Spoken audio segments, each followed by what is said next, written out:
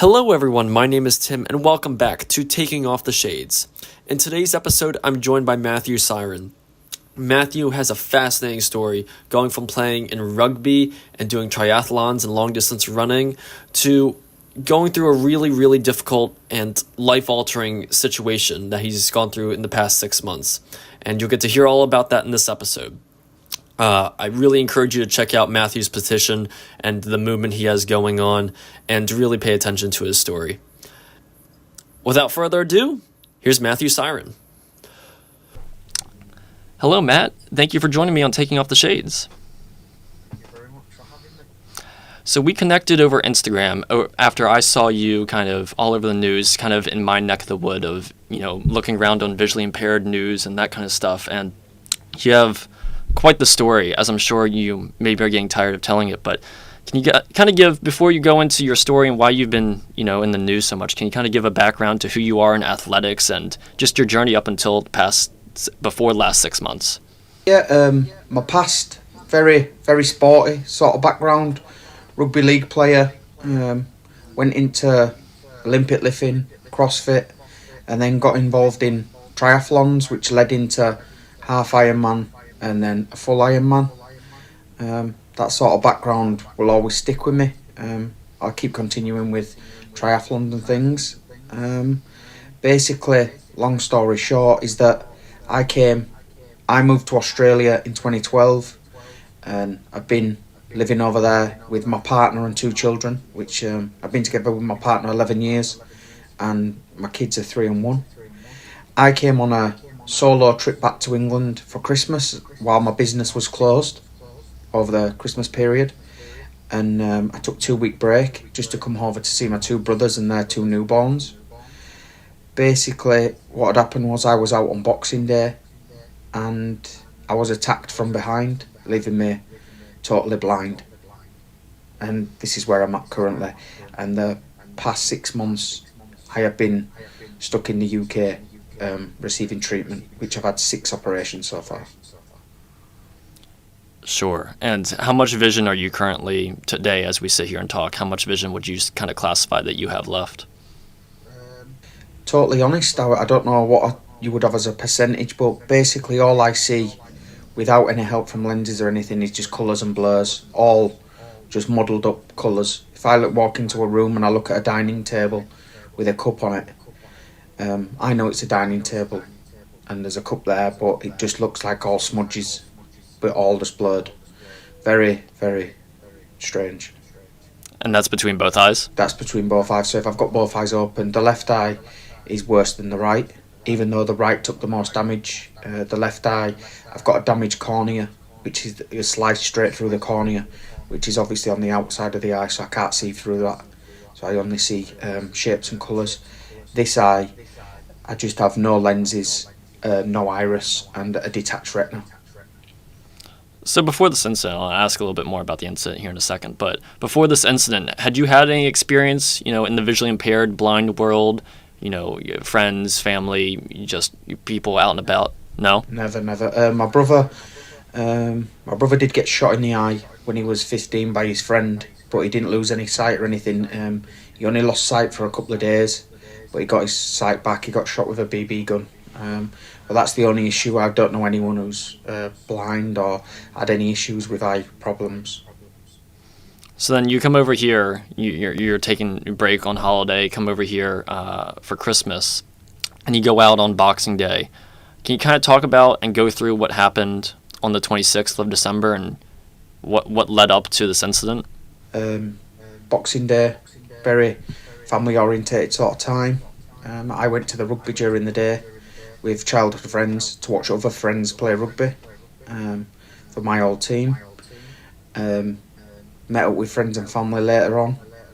Ended up going to the pub with my brothers and friends. That leading on to some of my friends. My brothers stayed in the pub. Me and some other friends went to town.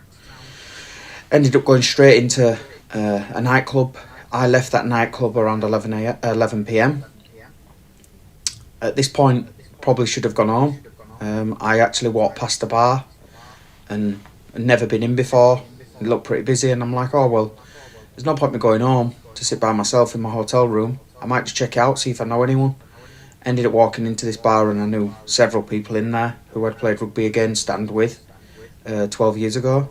And basically it was going really, really well. I can't complain. Everyone's having a good time. Next minute, I walk off to the toilet. I head back to meet one of the guys at the bar. And lo and behold, maybe a minute or so later, a couple of minutes later, I was hit from behind with a pint glass, and it was smashed through my face, and I was pulled to the floor. That's incredibly shocking. Did this person hit you in the back of the head or come up and get you in the face with the pint glass? Came from behind to put his arm in front of me, and then as I've sort of turned because something touched my shoulder, I've turned a little bit just to see what it was, and my eyes were open at the time, and the pint glass went straight through my face, or into my face and into my eyes, knocking me over, and he pulled me down, and as he pulled me down and fell with me, he put pressure into the glass, and then he ran off. Had you ever talk to this person before in your life? Never seen the bloke in my life. And so now you're on the ground with glass in your face. My lord, what do you do then? At this point, panic sets in. The frustration didn't come till a little bit after, mainly panic. Straight away, as soon as one of the lads said, "Look, don't touch your face, there's glass in your face and eyes," it was at that point where I was like, I'm never going to see my kids or my missus ever again. That kept rolling through constantly for the next 5 to 10 minutes. And then, obviously, I knew it was pretty severe. I was laid on the floor and I could hear the blood streaming off my face and onto the floor, just listening to it fall on the floor, and I'm just like, oh my God, this is bad. And I was panicking. So then were you rushed to some sort of hospital, and did they treat you there? Yeah, luckily there were an ambulance. Got there pretty fast, to be honest, in a couple of minutes. The paramedics were amazing, they were doing their best, but at this stage my brother was phoned, and my brother were there within like 10 minutes. And basically, the ambulance service and the paramedics were trying their best to clean me up, but at this point I was really frustrated and I started panicking, and I'm kicking off saying, why would someone do this to me? Who did it? And my brother turned up and he's screaming, who did this to him? And he said it was like a horror scene, how bad I was messed up. And this is all before you even made it to the hospital. This is just at the scene. This is with them. So, because I were opening my eyes and I'm thinking, please, let me be able to see. I was trying to open my eyes, but the glass in the left eye was severed in my eye, and then all this were shards of glass. And I were opening my eyes and I were probably creating a little bit more damage. But at this point, they just lost it, and they were trying to calm me down, the women, but. Yeah, it was very frustrating, and then I finally calmed down just so they could get me in the ambulance and lay me down. And they got me to hospital where my mum met me there. And my mum's just like, look, you need to calm down, these people are going to help you. And my mum were cleaning me up and stuff, and after that, I don't remember much, that were it. They put me under and they operated for 5 hours. And so you wake up from that the next morning. What's going on then? I wake up with bandages around my eyes. My mum, my brothers, my friends are sat round my bed. And I sit up and it's just... reliving it right now. It's crazy to even think about the situation that we're in. It was honestly horrific. I thought, that's it. I'll never be able to see anyone again. I'm blind for the rest of my life, and I don't know why this has happened. I don't know who did it. And 1 minute I'm having a good time, enjoying drinks with friends, and in split seconds, it's over. It's absolutely horrifying. Not to relate my situation to you at all, but I lost my vision around 12 years old suddenly overnight, but there was no attack involved. And so me asking why is ultimately just directed at genetics and bad luck of the draw. You can directly point that at your why and how at one specific individual. How do you handle that anger and grief? I think that, yeah, I became, yeah, I was angry, and I didn't know why it happened. So there were it were all up in the air at the time when I woke up that next day. But going back there, I was just like, why did this all happen, and who did this? I wanted to just know, am I gonna be able to see? I needed answers, and it wasn't because who did it. It was, am I gonna be able to see again? I need some answers, and I couldn't get them answers. No one knew, so that was the most frustrating part. I couldn't get any answers. How long did it take until you found out who had done this? A week. So my brother actually found out that the guy was in there before I got there, arm wrestling, going up to tables. This is in a bar. This is not in a nightclub or a pub. This is in a nice bar. This guy was going up to random tables asking for arm wrestles, and luckily enough, one of the lads filmed him, and so we had his face. So once that happened, my brother took to social media, and then it didn't take long to find out who it was. And once my brother took to social media, it just went like wildfire. And this guy ended up handing himself in 6 days later. Really? Mm. So now has he been charged? Is he obviously he's in jail, but has he been charged? He got charged with grievous bodily harm, wounding with intent, and he got 15 years, which is 10 years in prison and 5 years on licence. Do you feel that, it's obviously hard to say, but do you feel like that is enough justice? It was never going to be enough, no matter what he got. No. I believe, yeah, he's took... Look, he hasn't took my life from me, but he's took a lot of time and a lot of pain, and he's given me a lot of grit, do you know what I mean? He has took a lot from me. Luckily, I've got a good foundation, and I've got a good family and friends, and luckily everything's been okay. I just have to get better, and hopefully I can be able to see again one day. So this was now almost 6 months ago. I kind of tell people that lose their vision at whatever point, not that I know anything, but I've just been through this experience, that it's almost like grieving. It's grieving loss, because you're grieving the loss of one of your 5 senses, and that means all the stages of grieving, and unfortunately it just takes time. And I'm sure for you this has not been an easy road. Mm-hmm. Definitely not.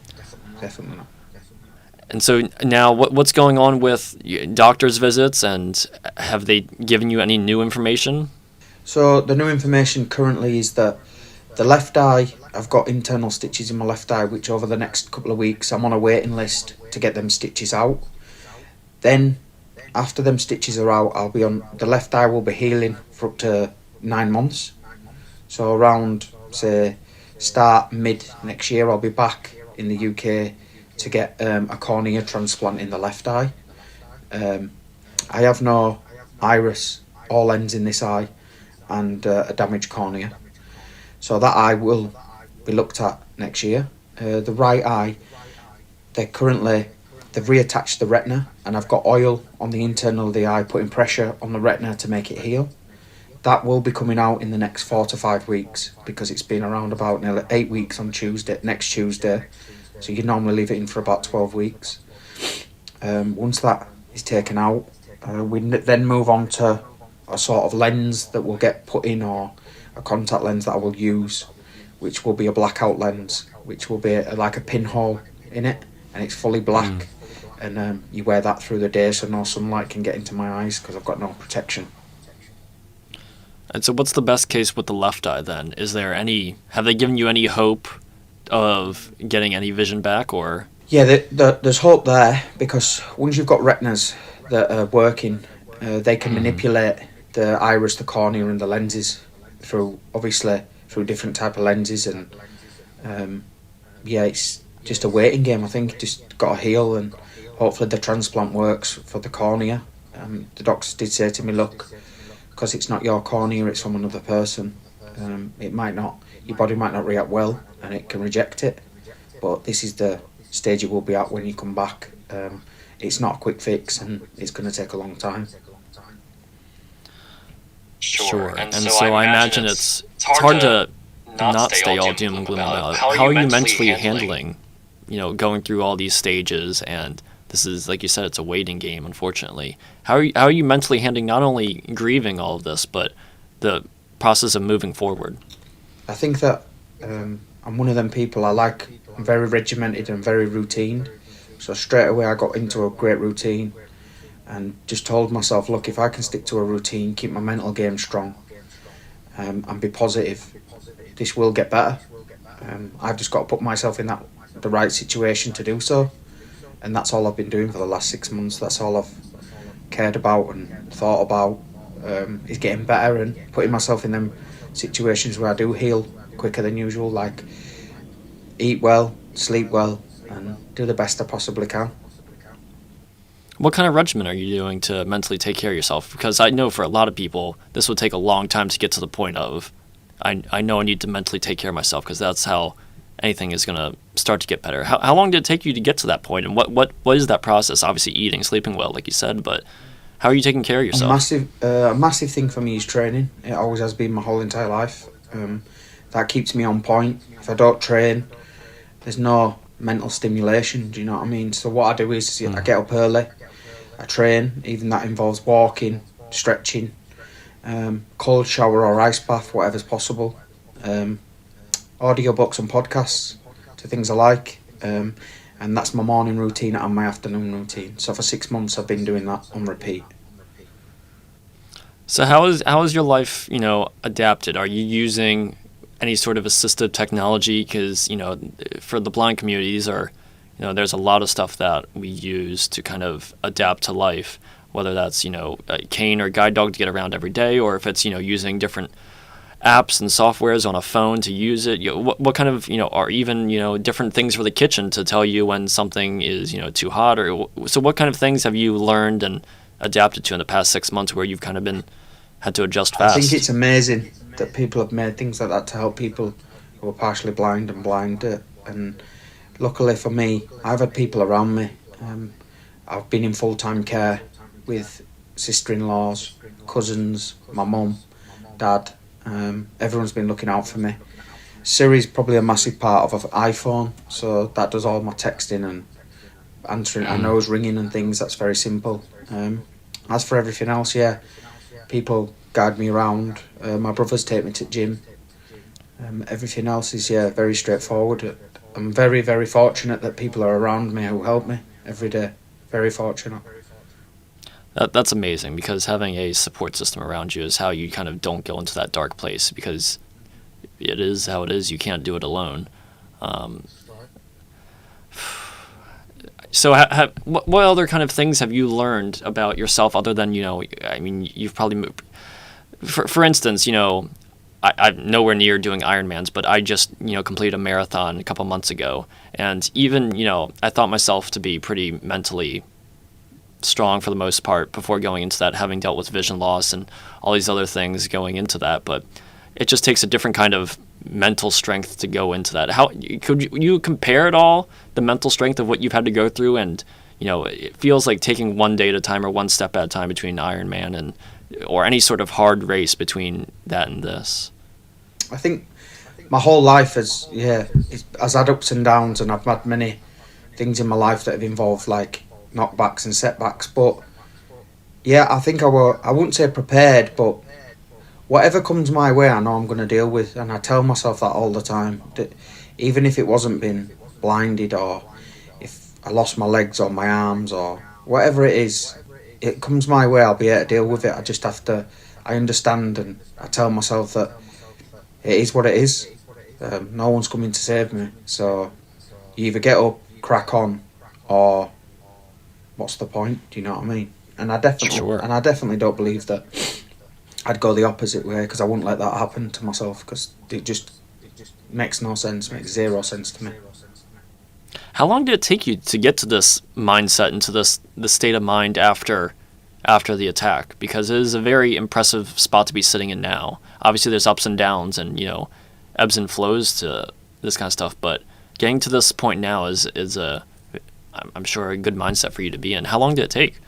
In all honesty, I'd probably say the first week or so, I were in shock, and I were just reliving every moment. I were having nightmares. I were highly medicated, and I'd probably say a week or two, let's say 2 weeks, I came to the realization that, look, I probably will end up blind. So what do we do next? And the only thing I did know that I was like, right, I need to start training. What can I do? How do I do this? And yeah, I had my mum bringing a kettlebell and some bands, and all we did was started just doing little bits of exercising, little bits of walking, cold shower every morning, and mate, it was just every day at a time, repeat. And I had my mum next to me, and she was like, look, you'll get through this. You can get through anything if you can get through this. Just keep turning up. And look, there were days where I'd speak to my missus and my kids, and I'd be broken, like fully. I'm not a very emotional guy. I don't get emotional, but yeah, I was smashed into pieces. Do you know what I mean? I was just like, my life's ruined. And for the first couple of weeks, it was like that. I kept telling myself that, and then yeah, I just think a switch flicked, and I was like, right, stop it. Let's get through this. And it's just been like that ever since, mate. I just have to get through this. So you mentioned your partner and your kids. You live in Australia, and they're in Australia now. I imagine you were meant to go back not long after the Christmas holiday. How has it been? You haven't been able to go back. Is that due to the surgery and everything with your eyes? I'm in very, very good hands in the UK. They've got the best surgeons worldwide. Great. The NHS have been unbelievable. The staff there are great, and I'm in the right place to heal.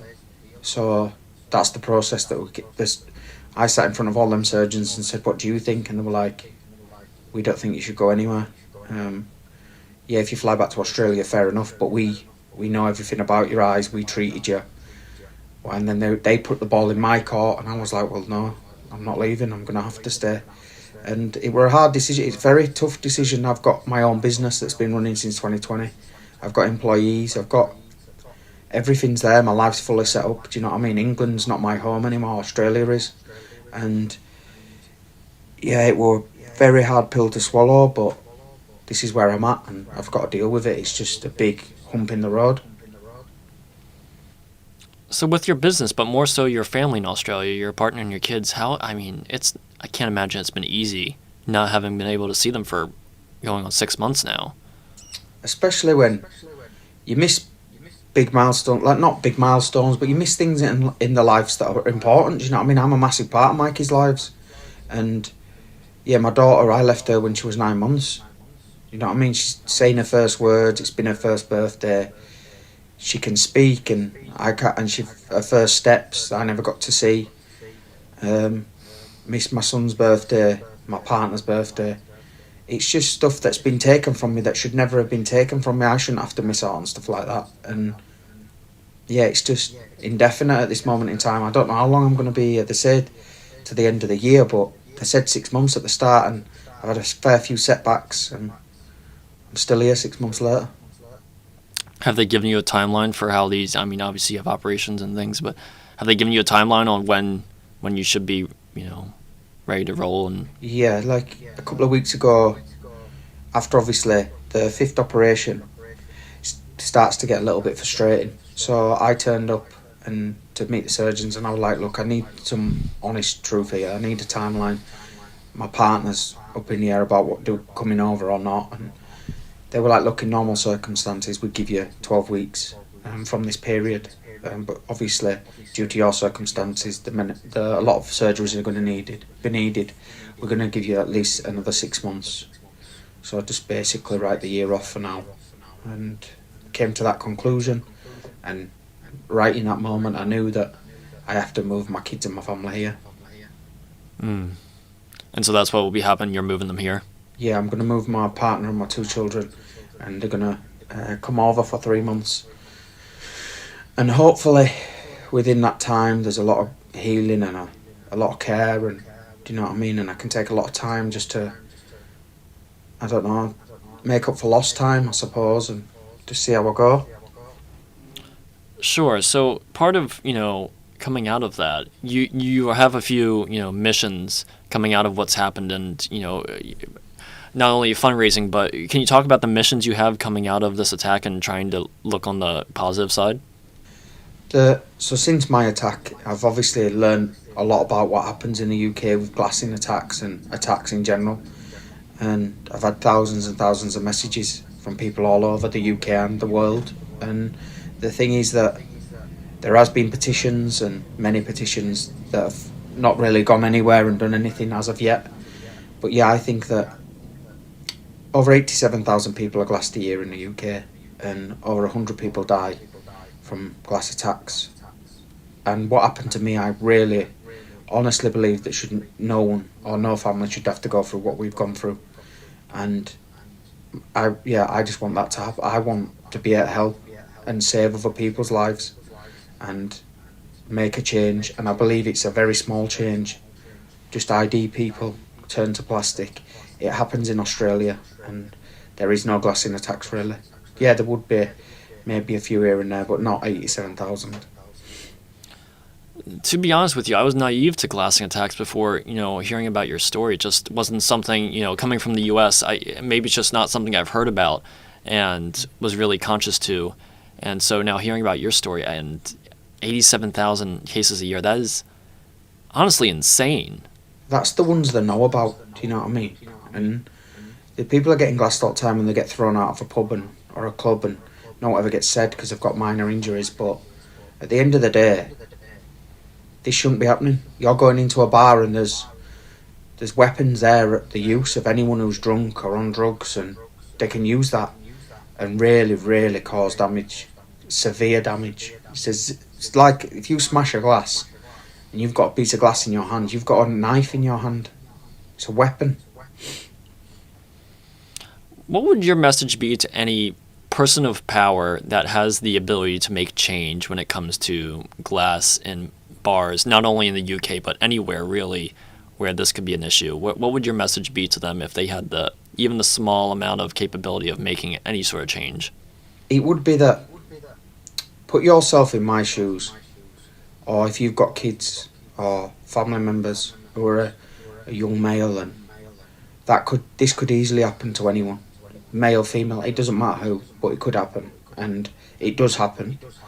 And I believe that it's not a huge change. Yes, there might be other people saying, oh, well, we don't want to go to plastic, we don't want to do this, but people are getting killed and thousands are getting injured worldwide. And I believe that you implement ID checks and nose in that building, and you implement plastic or PVC plastic, whatever you want to do.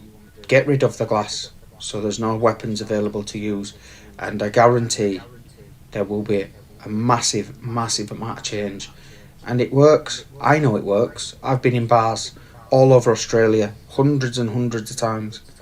I've never seen someone get glassed, because it's not possible. There is no glass. I think that's the most effective way of telling a story or conveying a story to really anyone of power is, put yourself in my shoes, which is impossible to really do until you really live it. But that's typically what people want to do, is avoid, is having to go through that and putting you in your but that it just requires having empathy. And I think that's, probably, not to get too philosophical, but that's probably what's missing in, today, is people being able to have that ability to empathize and even have the small amount of capability to put yourself in someone else's shoes and say, okay, he went through this. It won't take too much to try and eliminate this from happening ever again. I just, like I say, if it's not at your front door, no one's going to care, are they? So, and that's what it's like here in the UK. That's what I believe anyway. People think that they don't want to know unless trouble's at their door, and then all hell breaks loose. But why not prevent it? Prevent people from getting injured. Prevent people from getting killed. And it's happening. It's just not spoke about. So I don't know what the next step is. I'm going to try my hardest to continue, but I just need someone to grab hold of this and run with it. Do you know what I mean? But I've heard nothing yet. Do you have a message? I mean, I'm sure it's difficult to not hang on to anger, but if you were able to sit across from the man who attacked you in that bar that night, and if you were able to sit across from him and say anything to him, would you say anything to him at all? Would you have anything to say to him? No. I believe that what he did, I don't think he intentionally knew what he was doing. Look, he's done this several times before. He's injured people. He shouldn't have been in that bar ever. He shouldn't have even been allowed out. He lost that privilege when he started hurting people. He has a history of this. Yeah, he's got a big history. 15 charges, 10 convictions. This guy is an absolute lunatic. And I'd have nothing to say to him. Look, people say you make mistakes and things happen, but this guy's a repeat offender. He's been in and out of jail. Yeah. That's fair. Yeah, he's in. Yeah, I've had nothing to say to him. There's no to say to him. I hope he rots in jail. That's it. Completely understood. So I don't, it's probably hard to look towards the future as you're still trying to kind of go through the medical process now and figure out where your life's going to be in 6 months from now. But could you possibly see yourself competing again? I don't know what your racing history is looking like over the past year or so, but what you'd like to do is, could you see yourself competing and obviously staying active, but getting back out there and doing those kinds of things? 110%. Yeah. Competing for sure. I've told myself, blind or not, I will always compete. I've had this conversation with many people. It doesn't matter what happens. I will always want to compete at a good level, and see what the outcome is once I can start fully training.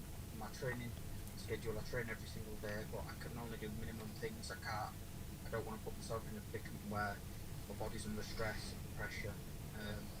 So I think about it every day, literally every day. I think about when I can next put them joggers on and run just by myself, leave the house and just go for a run. I think about it all the time. And once I get to that stage of, look, you can go back to full training, I'll be going all in. There's no ceiling to it. I'll be absolutely blowing the lid off it. So that's the aim. And you were doing triathlons and Ironmans, if I remember correctly. So outside of all this, what's your biggest piece of advice for someone doing triathlons and Ironmans? Because I've now done a marathon and I've done some smaller races, but triathlon is I'm have people trying to talk me into making that step from doing races into doing triathlons. What's completely outside of all this? Triathlons. What's your kind of advice for someone getting into that kind of field? Take the leap, and it's the best thing you'll ever do.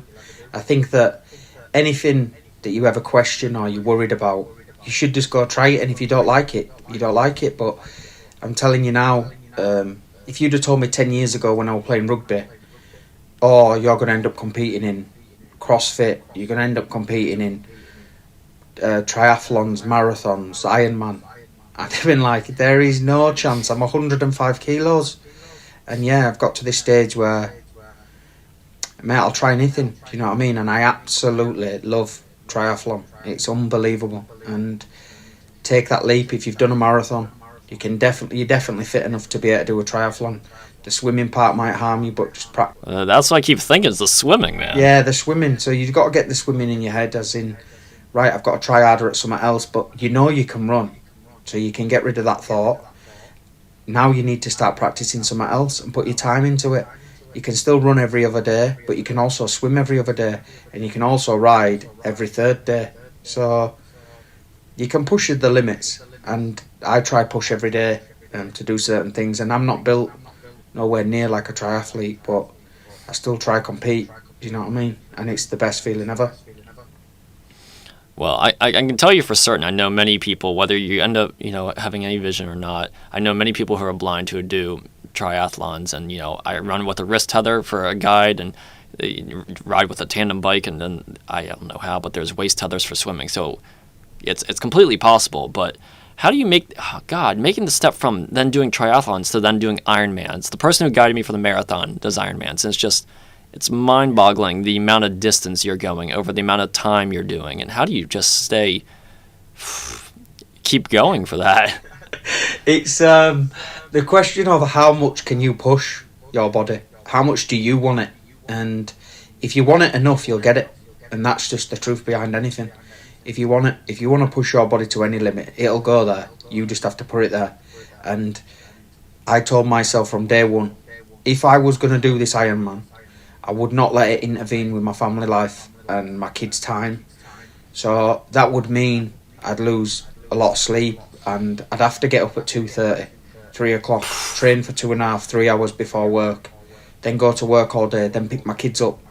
And I did that 7 days a week, every day, still knowing that I have to go on date nights with my missus, still have to do this, still have to do that, still have to have a life. But I just made sure that I got up and did it in my own time, and it didn't intervene in anything else, and it didn't. And it's the best thing ever. My missus didn't like it to start with, but I'd be on a Saturday morning cycling 6 hours on back deck and things like that, and starting at 3 a.m. until 9, and there were loads of mad circumstances, but the thing was that I wanted it, and I wanted to see how far I could push my body. And yeah, I now know that I can put myself in that predicament, and I can go further than that, because I felt unbelievable after I finished. How long did it take you to train for that? How long were you keeping that regimen of waking up that early? So I basically, either way, no matter what in my life, I always got up early for the gym. So 4 o'clock, 4:30, I'd always be up. So it wasn't a massive leap to miss an hour of sleep. And I've been doing that for years. Since I even started my own business, for absolute years, I'd always be getting up early, going to the gym. So I'd probably say fully focused 2 years, but I actually had a few setbacks with that. I fell off a roof and broke my femur and my foot, which set me back. That was in the September, and I didn't start running again till the March, and then I did the Ironman in the December. And what time would you go to bed for that? Like waking up at 2:30? Yeah. So the bedtime routine were pretty good actually. Dinner 6 p.m, 5:30 with me and the kids and my missus, and then bath the kids. Bedtime 7 for the kids, and then me and my missus have a little bit of alone time for an hour or so, and bedtime 8:30. My partner gets up early too for work, 5 o'clock. So very, very good routine, amazing routine if I'm honest.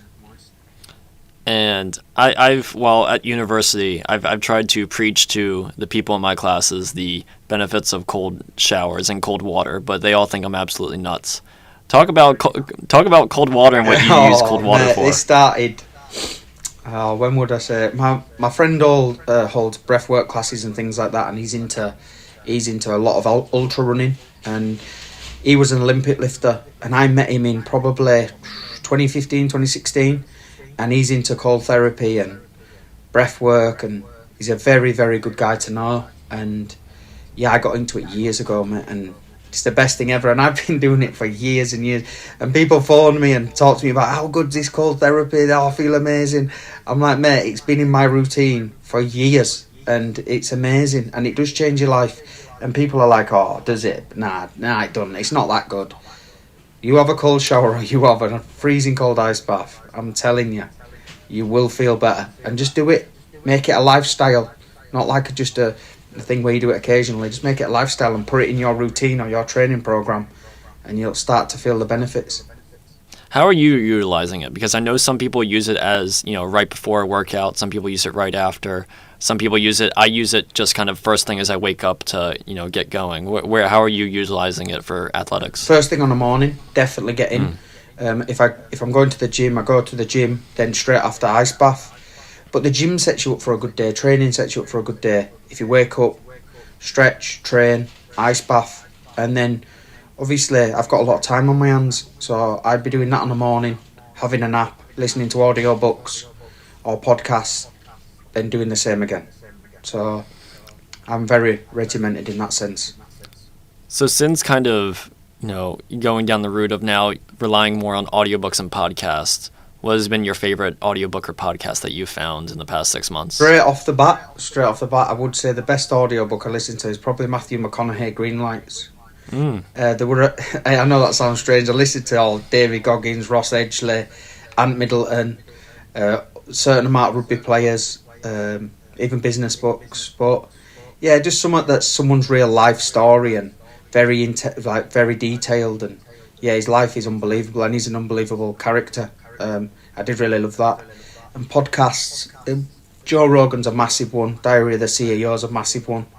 And yeah, mate, there's so many things I've watched. Piers Morgan, loads of things, loads. Yeah, you mentioned David Goggins' books. Those are absolutely incredible, especially for having a good mindset. Unbelievable mindset. It's hard to comprehend what he's done over the years. And massive amounts of mental toughness and resilience is unbelievable. But it makes you think, if he can do it, why can't you? So Absolutely. And it's a good mindset to carry into this. So now that you've been over here for 6 months and you said you started your own business, is that still kind of keeping itself going while you're over here? Is that not something you have to worry about? I've got 4 employees. We do solar mainly. It's an electrical company. Obviously, because I'm not there, I do mainly the electrical as well as the solar. But yeah, the boys have kept it turning over. I'm waking up obviously early in the morning here, which is their afternoons, and I stay up late at night just to be communicating and sorting jobs out and talking to people. Just invoicing and ordering materials, and all the lads do is just pick stuff up, get the job done, and they've been turning up every day and really putting their hand up and helping me out. It's been amazing. I can't even ask for anything more. That's incredible. And so I kind of wanted to ask you, if you had a message for someone who, not necessarily in your specific shoes, but was going through maybe losing their vision all of a sudden, very suddenly, like you did, like I did, or losing just any sort of one of their main 5 senses suddenly, and now has to adjust to life, or losing anything suddenly, really. It applies to most tragic or kind of really big life situations. What kind of advice would you give to them for this big life change that they're going through, how to handle it? I think that there's many things in life that do get thrown at you, and let's be honest, there is going to be bad times in your life. There's nothing easy about life. You're not always going to have it easy. And I think the way you deal with it is that, look, you've been dealt them cards. Just play it out. Take it day by day, take it slow. And you can't change what's happened. There's no going back. So whatever's happened. And the only way to get over it is not to dwell on it, and is to move forward to the next day. Tomorrow's a new day, and that's the only thing you need to know, is tomorrow will be better than yesterday. That's it. I'll link your petition down in the show notes in the description, but is there any other way people can support you and your mission and everything you're doing? No, mate, just that petition, and I don't know, just keep talking about it and try make a change, tag me in stuff. I don't know, I'm at this crossroads where I need someone who is high up to get hold of this and run with it, but I've heard nothing yet, and I've been on all media, news outlets, radio stations. I'm doing as many podcasts as I possibly can do.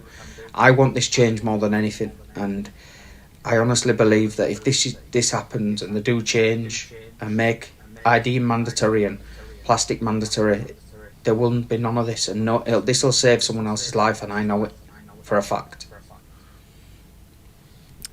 Absolutely. Well, Matt, thank you so much for doing this and sharing your story. Thank you, mate. I really do appreciate you having me on. Thank you so much.